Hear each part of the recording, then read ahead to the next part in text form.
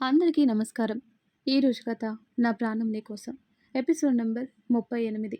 ఈ స్టోరీ మీకు నచ్చితే తప్పకుండా లైక్ చేసి మన ఛానల్ని సబ్స్క్రైబ్ చేసుకోండి. ఇక స్టోరీలోకి వెళ్దాం. స్వామీజీ లేచి రుద్ర తల మీద చేయి వేసి కళ్ళు మూసుకొని మంత్రాలు చదువుతాడు.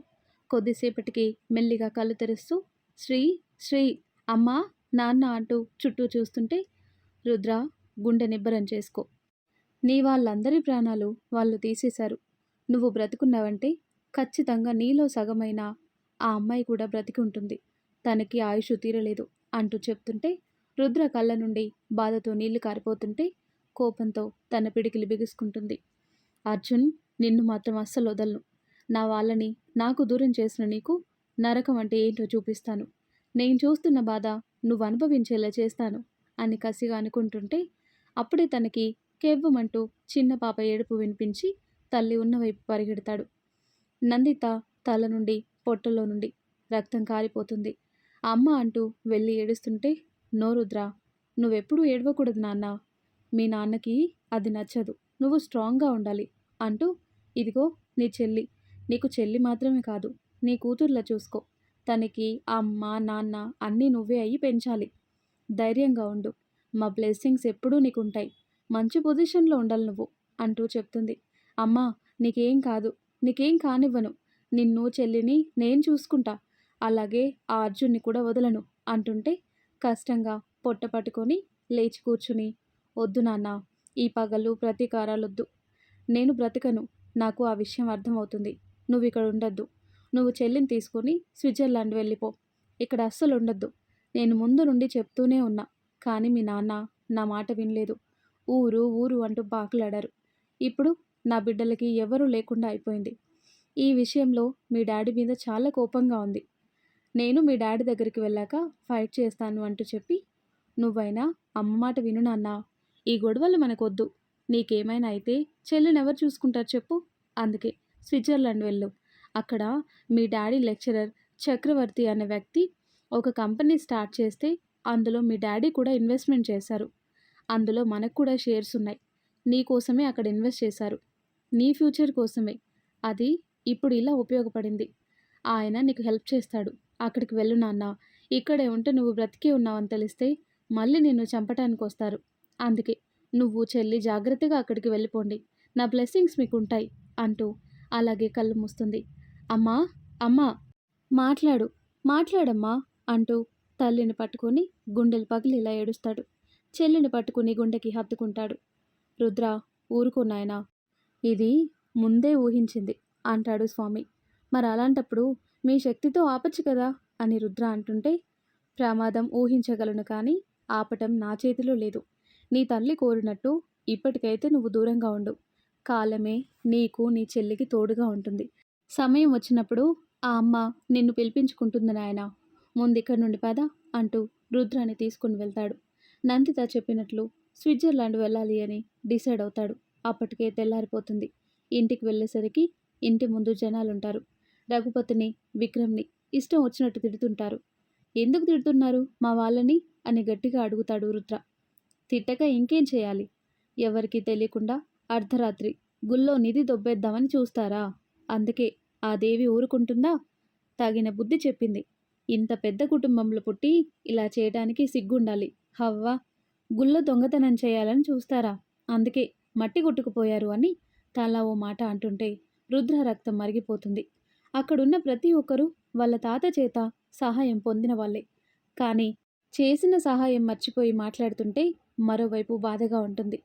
ఇదంతా అర్జున్ పని అని కూడా అర్థమైంది. ఇక అక్కడ ఒక్క నిమిషం కూడా ఉండాలనిపించలేదు. వెంటనే ఇంట్లోకి వెళ్తాడు. చెల్లి ఏడవటం చూసి రుద్ర ప్రాణం పోతుంది. కిచెన్లోకి వెళ్ళి కొన్ని పాలు తెచ్చి తాగించి పడుకోబెట్టి తనకు కావలసినవన్నీ తీసుకొని బ్యాగ్ పట్టుకొని చెల్లినెత్తుకొని వెనక నుండి వెళ్ళిపోతాడు. వెళ్తున్న రుద్రకి వేద గుర్తొచ్చి అక్కడున్న హాస్పిటల్కి వెళ్తాడు. కానీ అక్కడ వేద ఉండదు. ఒక నర్స్ని అడిగితే ఒక లెటర్ చేతిలో పెడతాడు. రుద్ర, నువ్వు బ్రతికుండాలని కోరుకుంటున్నాను. బ్రతికొస్తే ఖచ్చితంగా వేద కోసం ఇక్కడికి వస్తావు. అందుకే ఈ లెటర్ ఇచ్చి వెళ్తున్నా. వేద తలకి బలంగా దెబ్బ తగలటం వల్ల మెమరీ లాస్ అయింది. ఎవరిని గుర్తుపట్టడం లేదు. నేను తన ట్రీట్మెంట్ కోసం తీసుకొని వెళ్తున్నా. ఎక్కడికి వెళ్తానో కూడా తెలీదు. ఈ గొడవలు చూసిన మాకు భయంగా ఉంది. నా కూతుర్ని నేను బలివ్వలేను. నేను స్వార్థపరుణ్ణి అనుకున్నా పర్వాలేదు. నాకు నా కూతురు ముఖ్యం. మీ అత్త అస్సలు వినటం లేదు. చాలా భయపడుతుంది. వేదకి ఏమైనా అయితే తట్టుకోలేదు. అందుకే వీటన్నింటికి దూరంగా వెళ్తున్నాం. మేము ఎక్కడున్నా నువ్వు హ్యాపీగా ఉండాలని కోరుకుంటున్నాను. ఈ మామని క్షమించు అని ఉంటుంది ఆ లెటర్‌లో. రుద్ర విరక్తిగా నవ్వుతూ, నా హ్యాపీనెస్‌ని మీతో పాటు తీసుకొని వెళ్తూ, మళ్ళీ హ్యాపీగా ఉండాలని కోరుకుంటున్నాను అని చెప్తున్నారు. ఆయన నేను వదలను. శ్రీ నా ప్రాణం. నాకు మిగిలింది నా చెల్లి శ్రీ మాత్రమే. మీరెక్కడున్నా వెతికి పట్టుకుంటా. శ్రీని నా దగ్గరికి తెచ్చుకుంటాను. తను లేకపోతే నేనుండలేను అని కన్నీళ్లు తుడుచుకొని చుట్టుపక్కల ఊర్లో ఉన్న హాస్పిటల్‌కి వెళ్తాడు. వేద కోసం వెతుకుతాడు. కానీ వేదాచాడ దొరకదు. అప్పటికే రుద్ర బ్రతికే ఉన్నాడని తెలిసి తండ్రి మాట వినకుండా మూర్ఖుడిలా ప్రవర్తిస్తూ రుద్ర కోసం వెతుకుతాడు అర్జున్. ముందు స్విట్జర్లాండ్ వెళ్ళాలి. తర్వాత ఇక్కడ ఎలాగైనా శ్రీ గురించి తెలుసుకుంటాను. ముందు చెల్లిని చూసుకోవాలి అనుకుని స్విట్జర్లాండ్ వెళ్తాడు. చక్రవర్తి గారిని కలిసి మొత్తం విషయం చెప్తాడు. విషయం చెప్పగానే ఆయన చాలా బాధపడతారు. విక్రమ్ నా ఫేవరెట్ స్టూడెంట్. అతని మీద ఉన్న నమ్మకంతోనే ఇక్కడ నా దానిలో పార్ట్నర్ చేసుకున్నా. ఇక్కడికి రమ్మని చాలా టైం చెప్పాను. కానీ ఊరంటే ఇష్టం అని చెప్పేవాడు. ఇలా జరిగినందుకు చాలా బాధగా ఉంది. నువ్వేం దిగులు పడకు. నీకు తోడుగా నేనున్నాను. నీకు నేను సపోర్ట్‌గా ఉంటాను. మీ షేర్ వాల్యూ మనీ కూడా ఉంది. మీకు హెల్ప్ అవుతుంది. చెల్లిని చూసుకుంటూ చదువుకో. నేను నీకు హెల్ప్ చేస్తాను. మా ఇంట్లోనే ఉందువు గాని అంటుంటే, వద్దు సార్. మీ దగ్గర అలా ఉండటం పద్ధతి కాదు. ఈ ఇయర్ షేర్ వాల్యూకి ఎంత డబ్బు ప్రాఫిట్ వస్తుందో అంత డబ్బులతో మీకు దగ్గరలో చిన్న ఇల్లు చూసి పెట్టండి. అందులో ఉంటాం అంటాడు రుద్ర. ఆయన చిన్న నవ్వు నవ్వి, విక్రమ్ కొడుకువి అనిపించుకున్నావు. ఎవరి మీద ఆధారపడి బ్రతకటానికి ఇష్టపడే రకం కాదు మీరు. సరే అలాగే. మా ఇంటి పక్కన చిన్న ఇల్లుంది. అక్కడ ఉండండి. మేం పక్కనే ఉంటాం కాబట్టి మీకు భయం ఉండదు. మేము కనిపెట్టుకొని ఉంటాం. పద ముందింటికి వెళ్దాం. ఎప్పుడు తిన్నారో ఏంటో అని రుద్రాని స్వీటీని తీసుకొని వాళ్ళ ఇంటికి వెళ్తాడు చక్రవర్తి.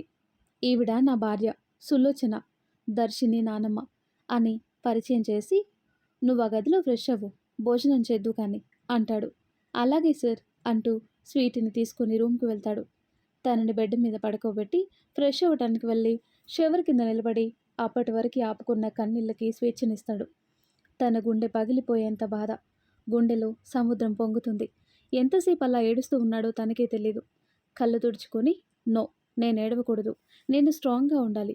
ఇలా వీక్ అయిపోతే నా చెల్లిని ఎవరు చూసుకుంటారు అని తనకి తానే మోటివ్ చేసుకొని స్నానం చేసి బయటకు వచ్చి స్వీటీ నుదుటిన ముద్దు పెట్టి, ఇక మీదట నీకు అన్నీ నేనేరా, అమ్మ నాన్న నేనే అయ్యి ప్రేమను పంచుతాను అనుకుంటాడు.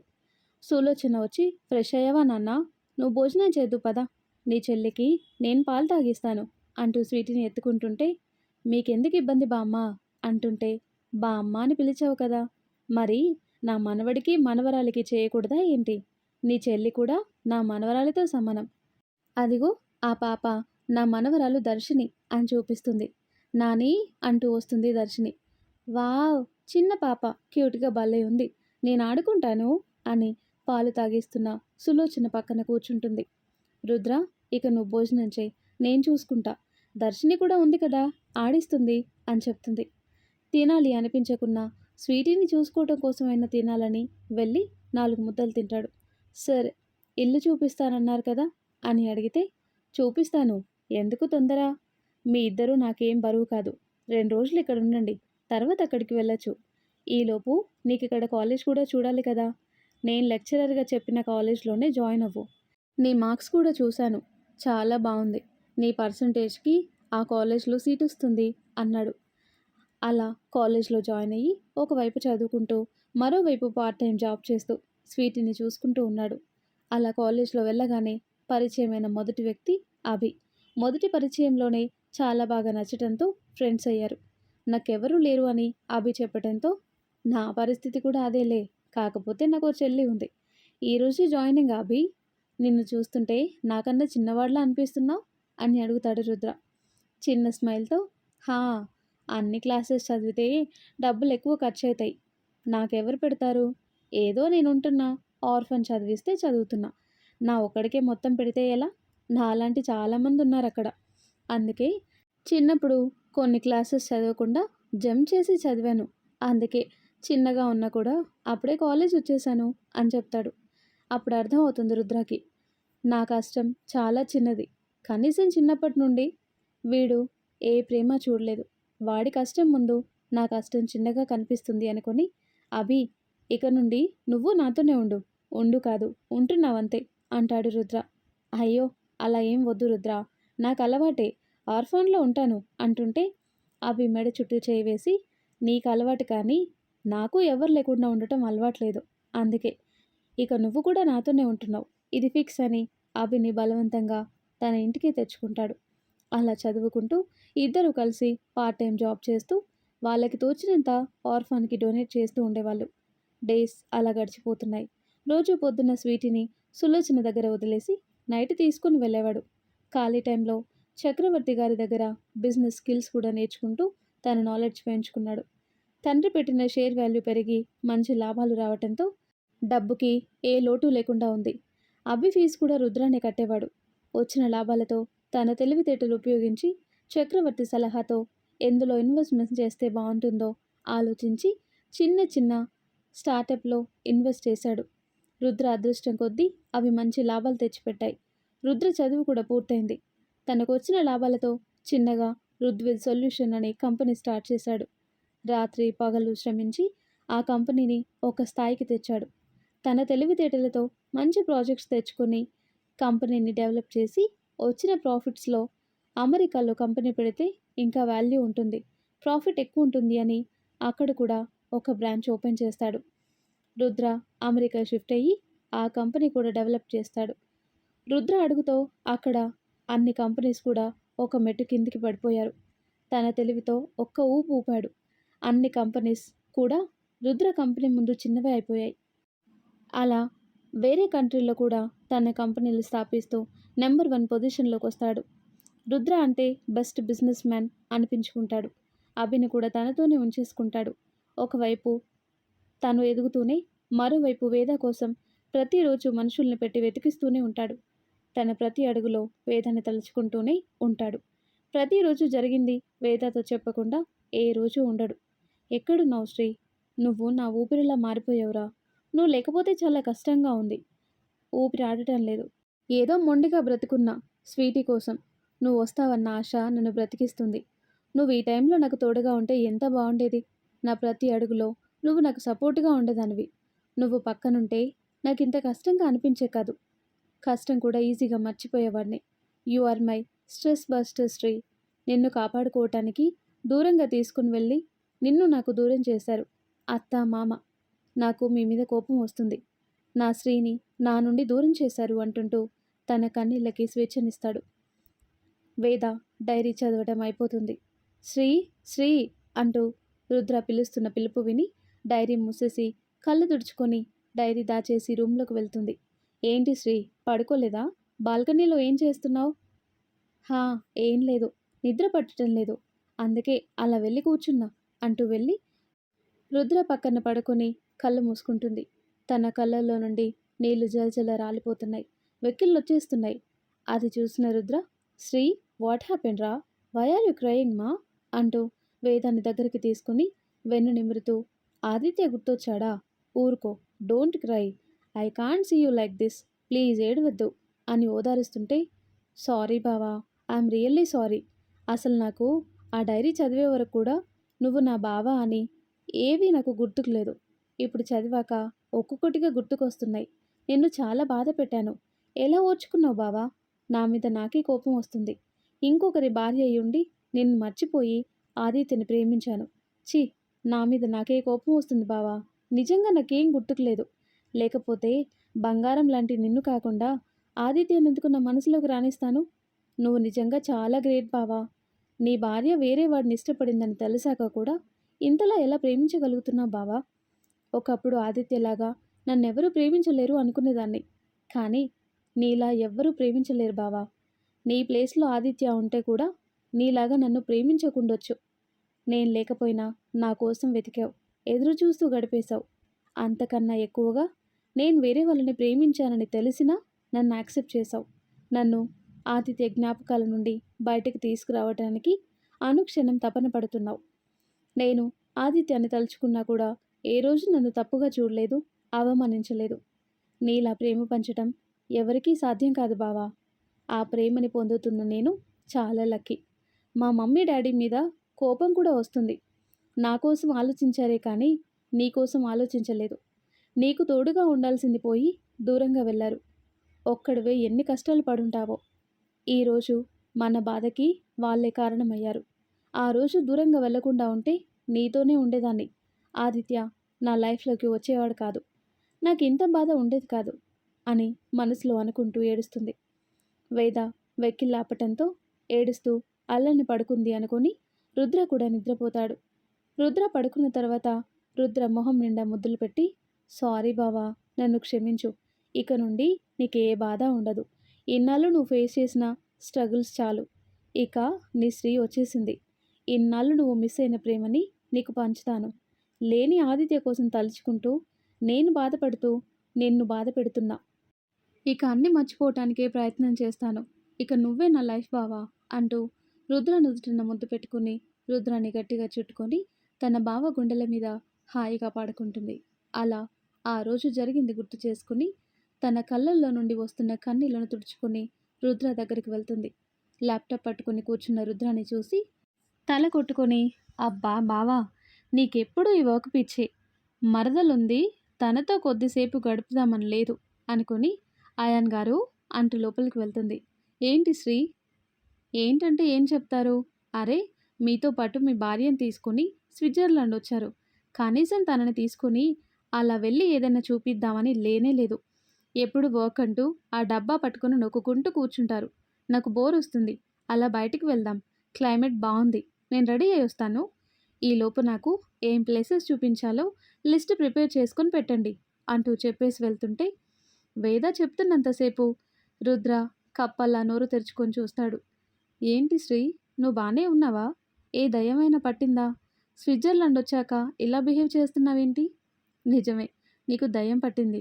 లేదంటే అక్కడ అమెరికాలో నేను మాట్లాడితే చాలు కస్సు బుస్సుమంటూ నా మీద ఎగిరేదానివి. నేను ముట్టుకుంటే ఇంత ఎత్తున లేచేదానివి. ఇప్పుడు ఏకంగా నా దగ్గరకు వచ్చి బయటకు తీసుకొని వెళ్ళమని చెప్తున్నావు. నువ్వేనా అని డౌట్గా చూస్తుంటే రుద్ర ఎక్స్ప్రెషన్స్ చూసి లోపల నవ్వుకొని, ఏంటి అలా అడుగుతున్నారు? నన్ను తీసుకుని వెళ్ళటం ఇష్టం లేకపోతే చెప్పండి, ఇంట్లోనే ఉంటాను. అయినా మమ్మల్ని ఎందుకు తీసుకొని వెళ్తారు? మీ ఆఫీస్లో మంచి ఫిగర్స్ ఉన్నారు కదా, వాళ్ళని తీసుకుని వెళ్తారు. నేనేమైనా మంచి ఫిగర్నా ఏంటి అని మూతి తిప్పుకుంటూ వెళ్తుంది. వెళ్తున్న వేదాన్ని చూసి తల విదిలించుకొని, బాబోయ్, ఇది నా శ్రీనేనా? ఒక్కసారిగా దీనిలో ఇంత మార్పేంటి? ఏదైతే ఏంటి, తనలో మార్పు వచ్చింది. నన్ను యాక్సెప్ట్ చేయడానికి చూస్తుంది. నాకు అది చాలు. ఈ మార్పు కోసమే కదా నేను ఎదురు చూసింది. I'm so happy. స్విట్జర్లాండ్ గాలి బాగా సోకింది. స్విట్జర్లాండ్ కలిసి వచ్చింది నాకు. ఇక్కడికి రాగానే ఇంత మార్పా? ఇలా అయితే పర్మనెంట్గా ఇక్కడే నీతో ఉండిపోతాను అనుకొని రాక్షసి కావాలని ఆ రోజు నేనన్న మాటలు దెప్పి పొడుస్తుంది.